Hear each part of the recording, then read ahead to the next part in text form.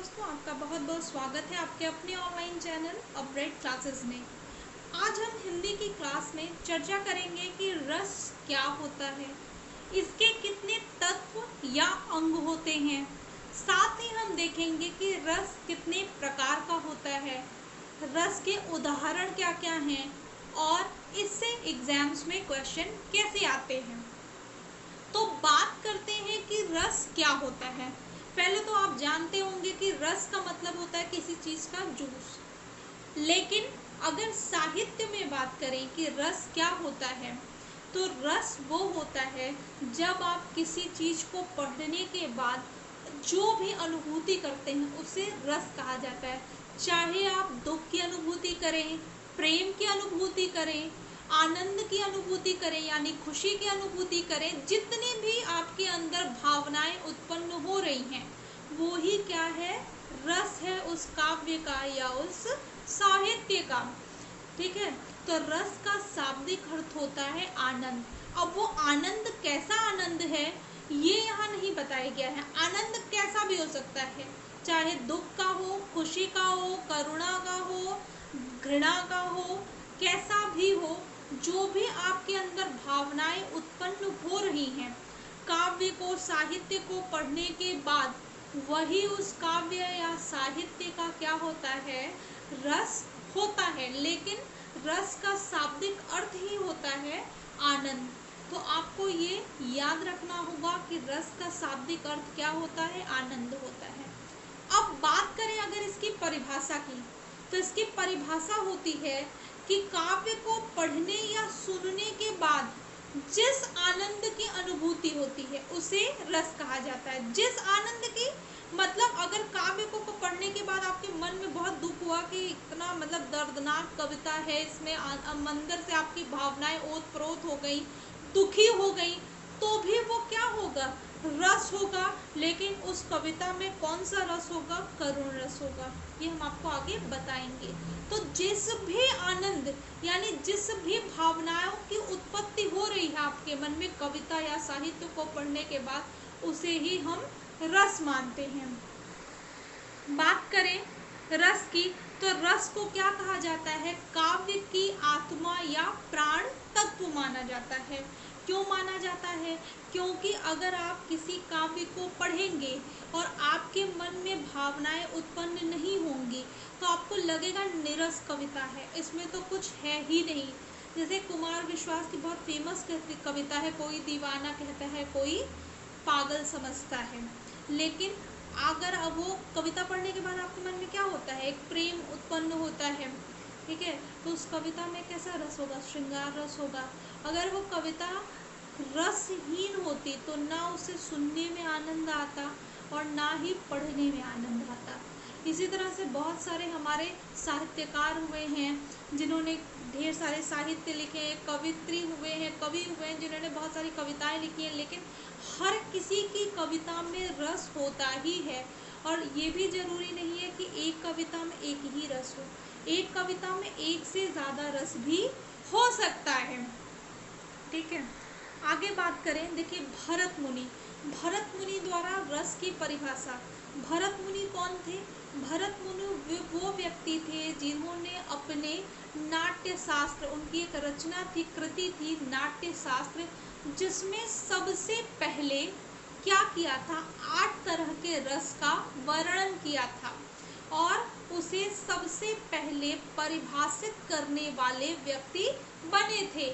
तो एक तो प्रश्न सीधा यही पूछता है कि रस को सबसे पहले उपयोग किसने किया था रस का, तो भरत मुनि ने किया था। रस को सबसे पहले परिभाषित किसने किया था, तो भरत मुनि ने किया था। भरत मुनि की रचना क्या है, तो भरत मुनि की रचना है नाट्य शास्त्र।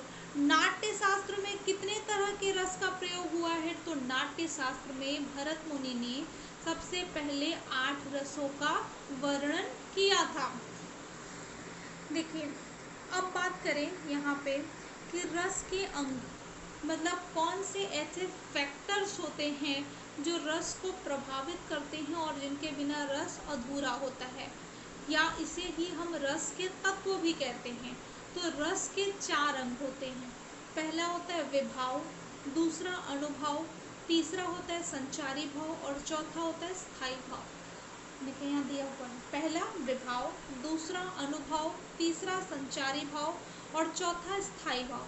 सबसे अधिक क्वेश्चन जो आता है वो आता है स्थायी भाव से। हर रस का अपना एक स्थायी भाव होता है और प्रश्न भी हमेशा सबसे ज़्यादा यहीं से पूछे जाते हैं कि श्रृंगार रस का स्थायी भाव क्या है, हास्य रस का स्थायी भाव क्या है। यहाँ हमने आपको दिया हुआ है, आगे आप पढ़ेंगे कि किस रस का स्थायी भाव क्या होता है। पहले बात करते हैं रस के पहले अंग या तत्व की कि रस का विभाव किसे कहते हैं। तो मान लीजिए एक उदाहरण के तौर पे हम आपको समझाते हैं। वैसे तो परिभाषा आपको किसी भी किताब में या गूगल पे मिल जाएगी, यहाँ भी हमने जो है कि दिया हुआ है, स्क्रीन पे आपके दिख रहा होगा। लेकिन अगर आप एग्जाम्पल के थ्रू समझेंगे तो आपको ज़्यादा आसानी से समझ में आ जाएगा कि विभाव क्या कहा जाता है, किसे कहा जाता है। तो देखिए, किसी भी नायक नायिका या वस्तु को या फिर किसी भी स्थान को, किसी पदार्थ को देख के मन में अगर कोई भाव उत्पन्न हुआ तो क्या हुआ, वो पदार्थ क्या हो गया, वो पदार्थ विभाव हो गया। और मेरे मन में अगर भावनाएं उत्पन्न हो रही हैं उस पदार्थ को देख के तो क्या हो गया, हम अनुभव हो गए। मान लीजिए जैसे हमने ये रिस्ट वॉच पहनी हुई है, अब रिस्ट वॉच को देख के अगर मेरे मन में कुछ भावनाएं उत्पन्न हुई तो क्या हो गया, रिस्ट वॉच हमारा क्या हो गया, विभाव हो गया और हम क्या हो गए, उसके अनुभव हो गए। एक बहुत अच्छा एग्जाम्पल हम आपको देते हैं, उदाहरण आपको हम देते हैं तो आपको आसानी से समझ में आएगा। देखिए, रामायण में राम और सीता जी का जब विवाह होता है उसके पहले जब उनकी जो वाटिका होती है, बगीचा होता है, उसमें सीता जी क्या करती हैं, राम जी को देख लेती हैं और राम जी को देखने के साथ ही उनके मन में ये कल्पना आ जाती है कि यही मेरे पति के रूप में मिले। तो राम जी को देख के उनके मन में कल्पना आ गई। राम को देख के किसके मन में कल्पना आई, सीता के मन में। किसे देख के आई, राम को देख के। तो राम क्या हो गए, राम जी विभाव हो गए और सीता जी अनुभव हो गई। तो क्या हो गया, जिस व्यक्ति के मन में किसी वस्तु या पदार्थ को देख के जो भावनाएं उत्पन्न होती हैं वो वस्तु या पदार्थ क्या हो जाता है, विभाव हो जाता है। और जिस व्यक्ति के मन में भावनाएं उत्पन्न हो रही हैं वो व्यक्ति क्या हो जाएगा, अनुभव हो जाएगा। यहाँ आपके स्क्रीन पे रस का विभाव दिया है, लेकिन हमने एक ही एग्जाम्पल में विभाव और अनुभव दोनों हमने आपको बता दिया।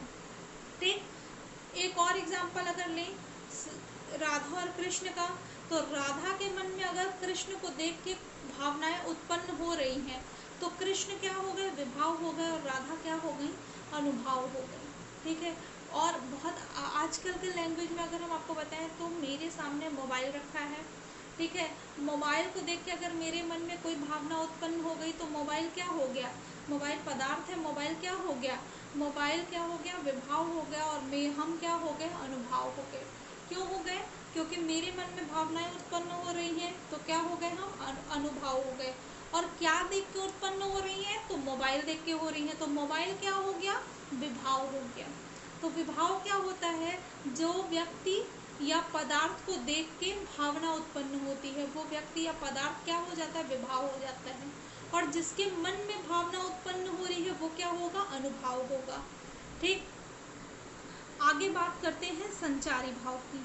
देखिए, संचारी भाव क्या होता है, जब भी आप कोई कविता या फिर साहित्य पढ़ेंगे तो आपके मन में उसको पढ़ने के बाद या पढ़ते समय जो भी भावनाएं उत्पन्न होने लगती हैं, जैसे आप कोई कॉमेडी सीन देखिए तो आपको हंसी आ जाएगी, तो क्या हो गया, आपके मन में अचानक से क्या आ गया, एक संचार हुआ किसका, हंसी का। कई कई बार बहुत दुख का सीन आता है मूवी में तो आंखों से आंसू गिरने लगते हैं। क्यों, क्योंकि मन में किसका संचार होने लगता है, अंदर से एक पीड़ा होने लगती है और अननाहक के आंसू गिरने लगते हैं। ठीक, जैसे अभी रामायण आ रहा था और रामायण में जब राम जी क्या हो रहे थे, वन के लिए जा रहे थे, तो सारे ग्रामीण वासी जो थे, उनके नगरवासी जो थे वो रोने लगे थे, अश्रु की धारा बह रही थी उनकी आंखों से। तो क्या हो गया, ग्रामीण के मन में से क्या हो गया, अंदर से उनके मन में करुणा भर गई थी, दुख भर गया था। तो वो जो दुख और करुणा भरा था उनके मन में, वो ही क्या था, संचार हो रहा था उनके मन में उस भाव का। उसे ही हम क्या कहते हैं, संचारी भाव। यानी जब आप कोई साहित्य या कविता पढ़ते हैं, उसको पढ़ने के साथ ही आपके मन में जो भाव उत्पन्न होने लगता है वो क्या होता है, संचारी भाव होता है। इनकी संख्या कितनी मानी गई है, 33 मानी गई है।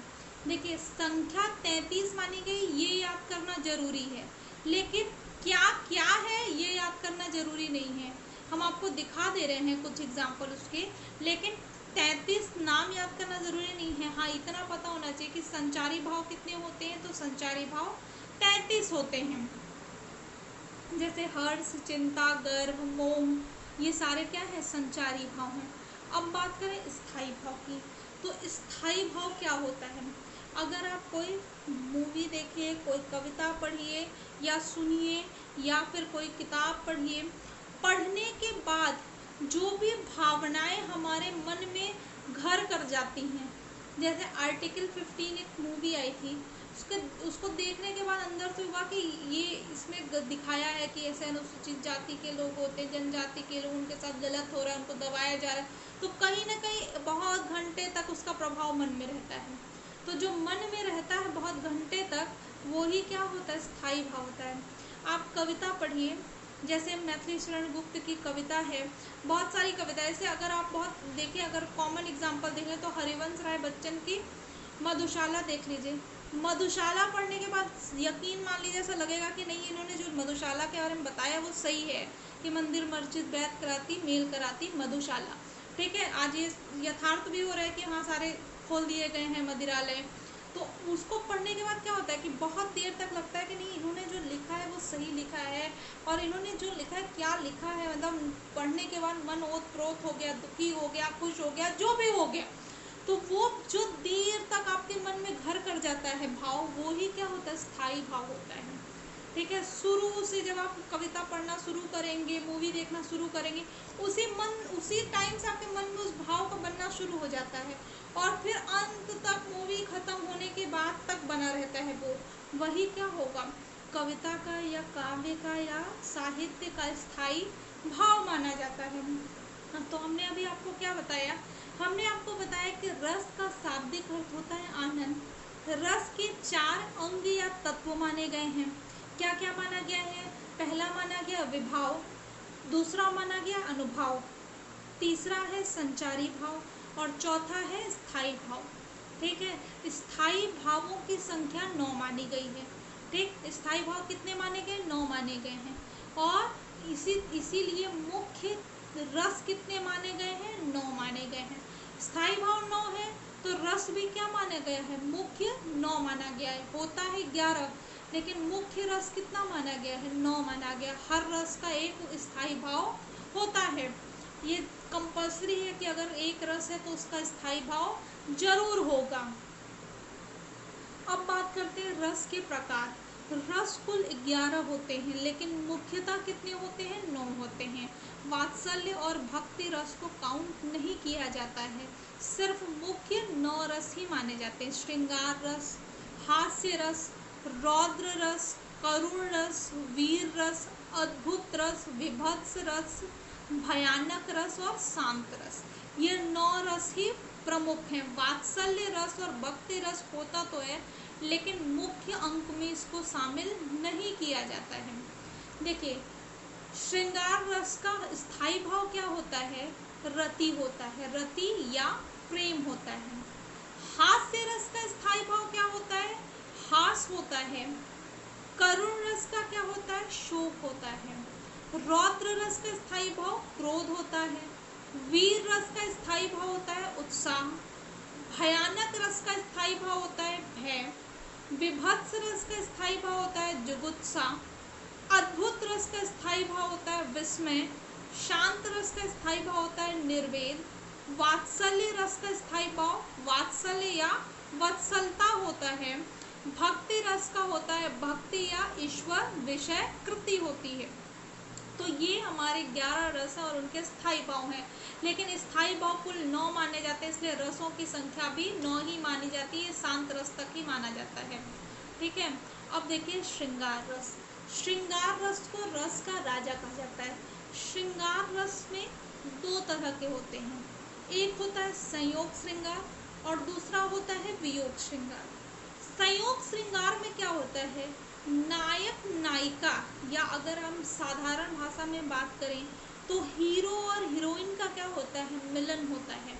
वहाँ हीरो हीरोइन को एक साथ दिखाया जाता है, खुशी खुशी रह रहे हैं ये दिखाया जाता है, या ये दिखाया जाता है कि अंत में दोनों मिल गए, तो वहाँ पे संयोग श्रृंगार होता है।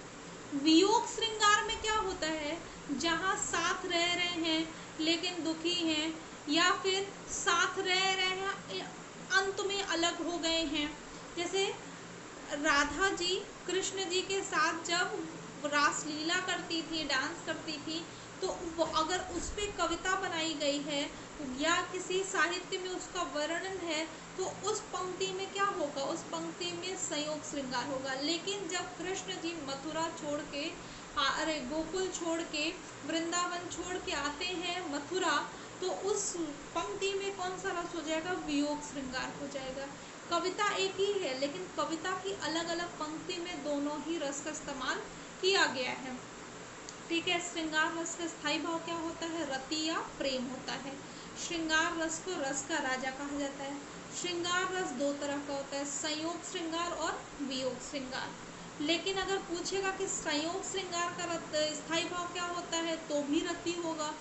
वियोग श्रृंगार का स्थायी भाव क्या होता है, तो भी रति ही होगा। ठीक है, उम्मीद करते हैं कि आपको समझ में आया होगा कि श्रृंगार रस क्या होता है, संयोग श्रृंगार क्या होता है और वियोग श्रृंगार क्या होता है। अब बात करते हैं हास्य रस की। हास्य रस की अगर हम बात करें, नेक्स्ट है, देखिए हम आपको एग्जांपल दे देते हैं। संयोग श्रृंगार, चितवत चकित चहु दिसि सीता, कह गए नृप किशोर मन चीता, लता और तब सखिन लखाए, श्यामल गौर किशोर सुहाए, थके नयन रघुपति छवि देखे, पलकहि हूँ परिहरि निमेषे, अधिक स्नेह देह भई भोरी, सरद ससहि जनु चितवत चकोरी, लोचन मग रामहि उर आनी, दीन्हे पलक कपाट सयानी। इसमें क्या बताया गया है कि जब सीता जी राम जी को देखती हैं तो उनके मन में क्या होता है, प्रेम का भाव आता है, और वो सखी की तरफ नहीं देख रही हैं, अगल बगल नहीं देख रही हैं, उनके लोचन यानी आँख जो है वो राम जी की तरफ ही, और पलक भी नहीं झपक रहे हैं। तो इसमें क्या है, राम और सीता का मिलन दिखाया गया है। तो ऊपर वाले उसमें क्या हो जाएगा, पंक्ति में, ऊपर की पंक्तियों में क्या हो जाएगा, संयोग श्रृंगार हो जाएगा। इसी तरह हम आपको वियोग श्रृंगार का उदाहरण दिखाते हैं। कहेहु राम वियोग तब सीता, इसमें सीता वियोग आ गया है। मोह का सकल भय विपरीता, नूतन किसले मनहु कृषाणु, काल निशा सम निशि शशि भानु।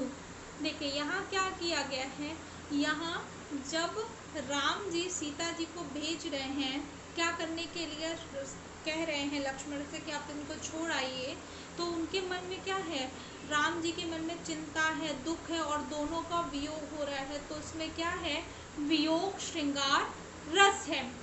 अब बात करते हैं हास्य रस की।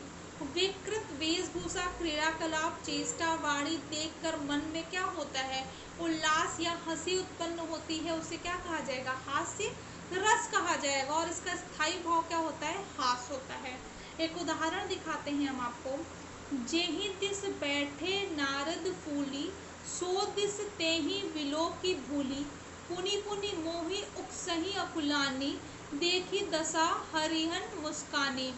इसमें क्या है, इसमें नारद जी को क्या हो गया है, उनका जो चेहरा है वो वानर की भांति बन गया है, और उसमें जितने भी अगल बगल दर्शक बैठे हैं, राजा बैठे हैं, वो उनके चेहरे को देख के क्या कर रहे हैं, हंस रहे हैं, उनके मन में हंसी का भाव उत्पन्न हो रहा है।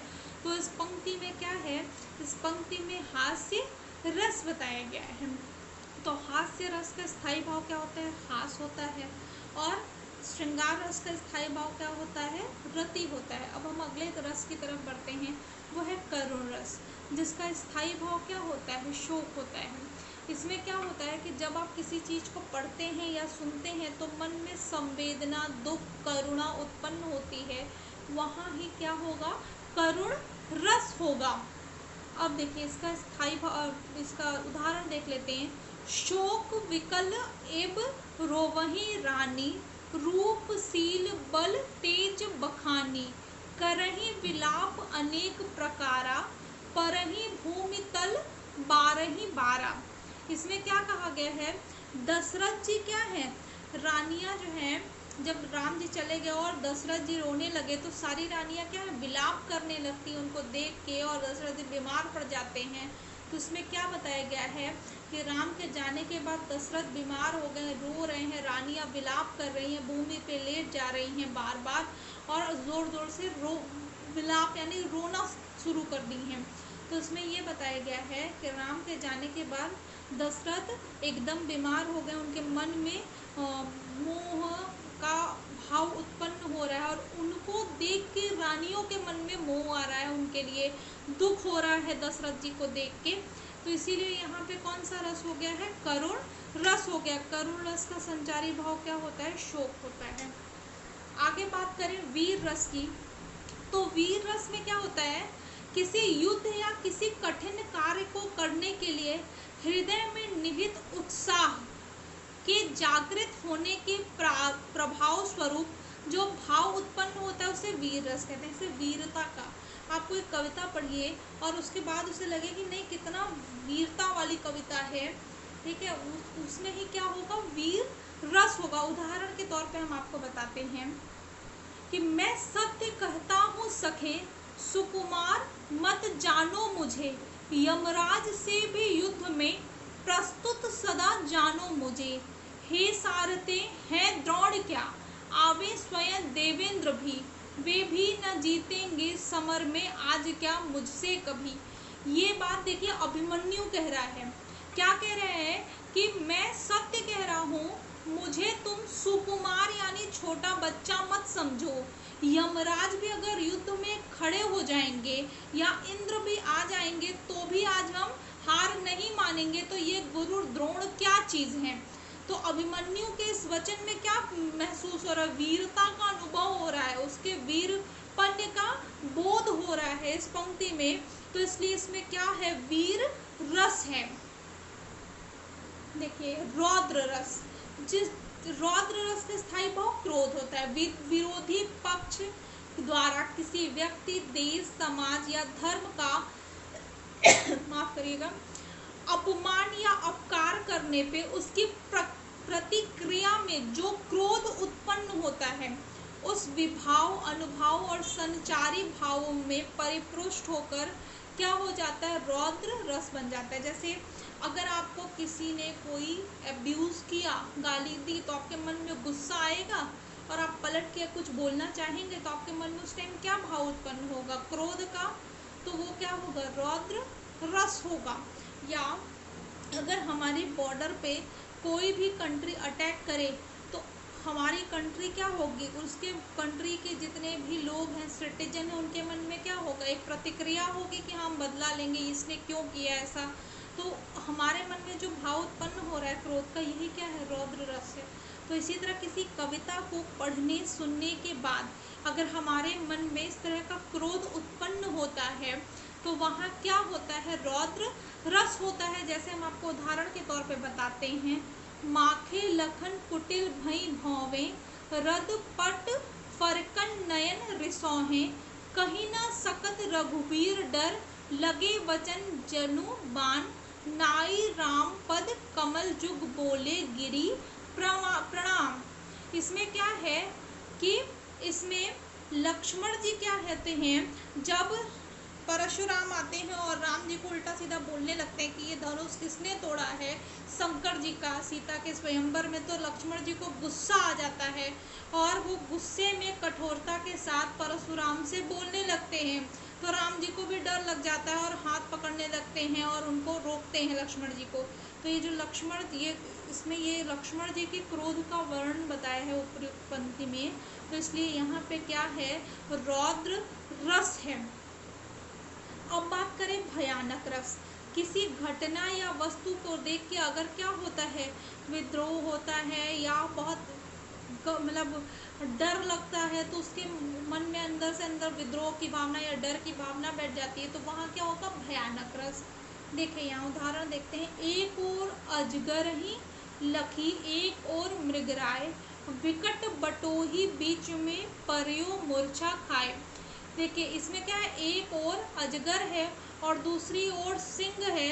तो एक पथिक यानी रास्ते पे कोई व्यक्ति जा रहा है, वो क्या होता है, देख के डर जाता है कि एक तरफ सांप है और दूसरी तरफ शेर है, हम जाएं तो कहाँ जाएं, और डर के मारे वो वहीं मूर्छित हो जाता है। तो इसमें क्या है, इस उदाहरण में आपको बताया गया है कि यहाँ पे क्या, कौन सा रस बताया गया है, भयानक रस बताया गया है। देखिए विभत्स रस। विभत्स रस क्या होता है, विभत्स का स्थायी भाव जुगुप्सा या घृणा है। ऐसी कोई भी कृति जिसको देखने के बाद, सुनने के बाद मन में घृणा उत्पन्न हो जाती है। तो आजकल हर पेपर में पढ़िए या टीवी में देखिए तो क्या होता है, बहुत रेप केस की न्यूज़ पढ़ी तो अंदर से लगता है कि कितनी घिन्न भरी चीज़ है, उस व्यक्ति के लिए मन में खराब चीज़ उत्पन्न होती है। ठीक है, इसी तरह कोई भी अगर आप कविता पढ़िए जिसको पढ़ने के बाद आप में मन में घृणा का अनुभव हो, तो वो क्या होगा, वहाँ पे विभत्स रस होगा।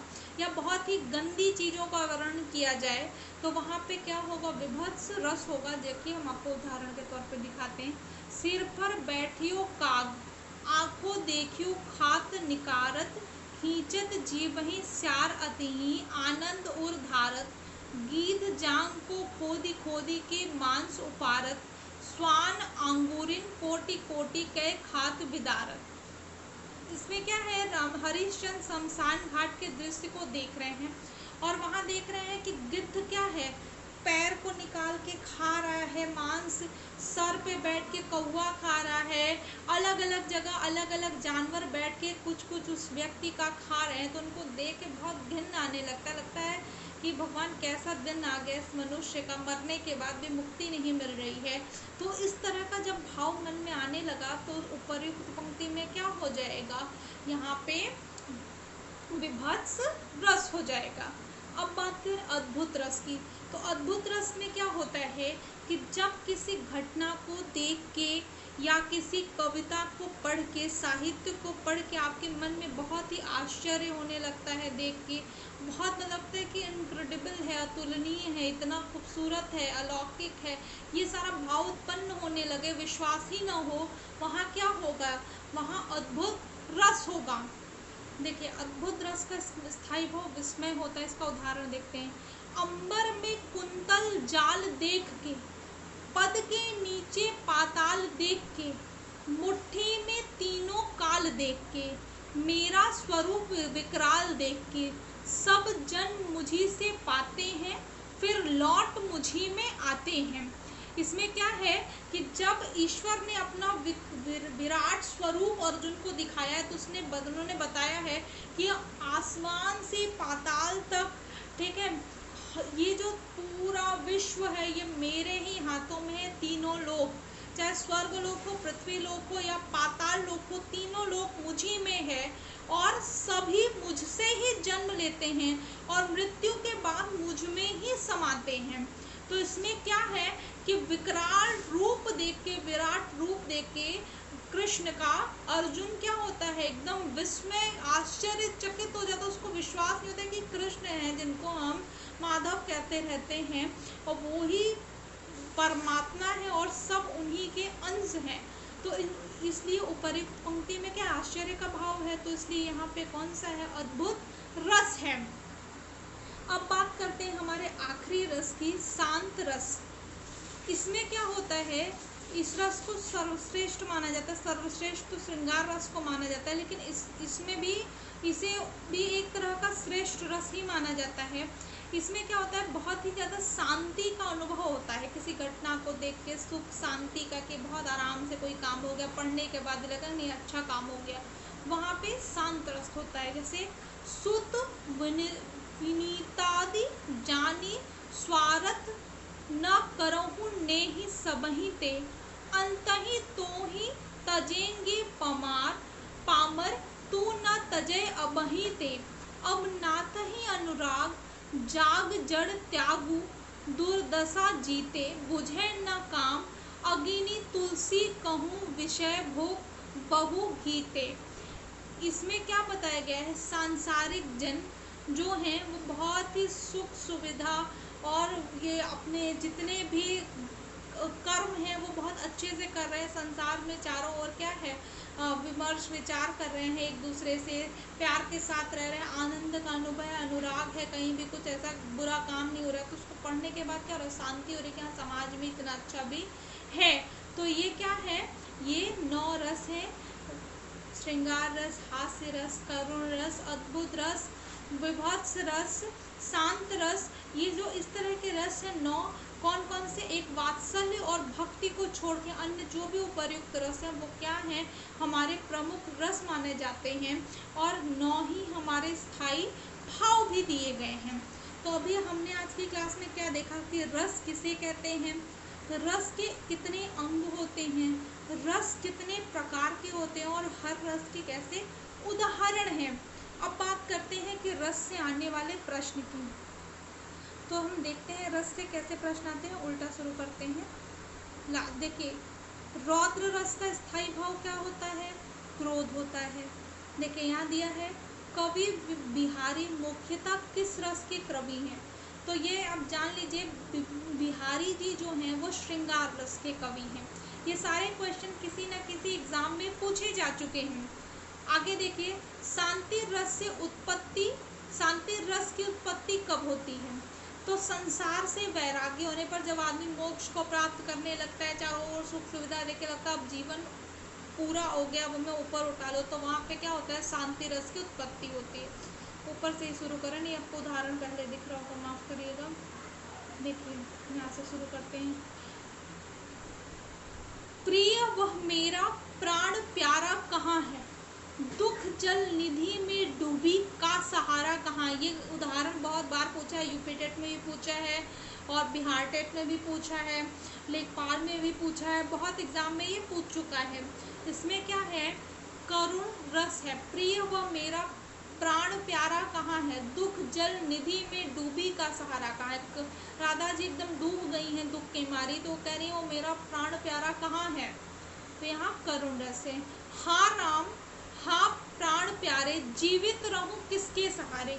दशरथ जी कह रहे हैं कि तुम तो जा रहे हो राम, मैं जीवित रहूं तो किसके सहारे जीवित रहूं, मैं तो मर जाऊंगा। तो यहाँ शोक है उनके मन में एक तरह का राम के जाने का, तो इसलिए इसमें क्या है, करुण रस है। देखिए इसमें बात करें, हाँ, हिमाद्री तुंग श्रृंग से प्रबुद्ध शुद्ध भारती, स्वयं प्रभा समुज्ज्वला स्वतंत्र पुकारती।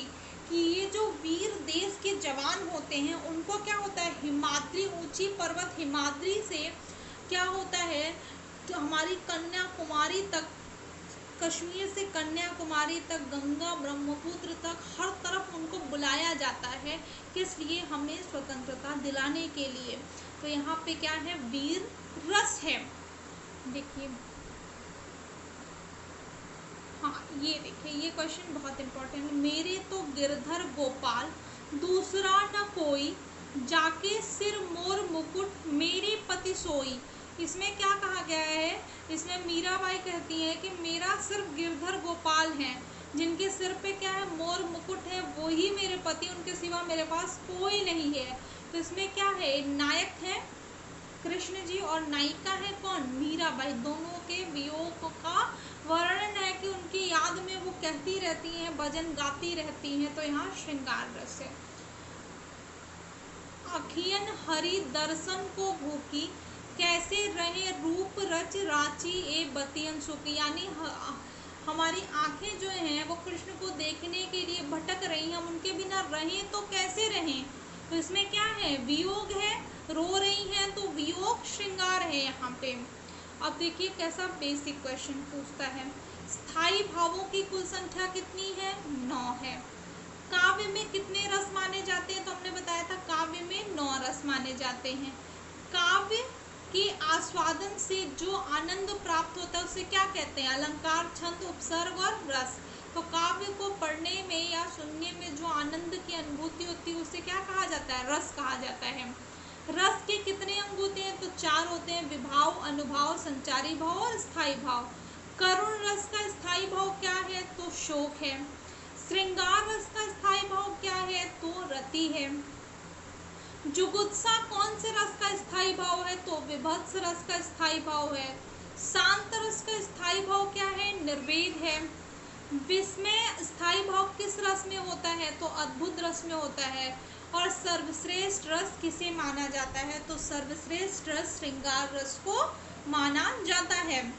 उम्मीद करते हैं कि आज की क्लास आपको अच्छी लगी हुई होगी, और अगर आपका कोई सजेशन हो तो ज़रूर कमेंट बॉक्स में कमेंट करिए। बाकी अगर आपको वीडियो हमारी अच्छी लगे तो लाइक करिए, सब्सक्राइब करिए। Thank you.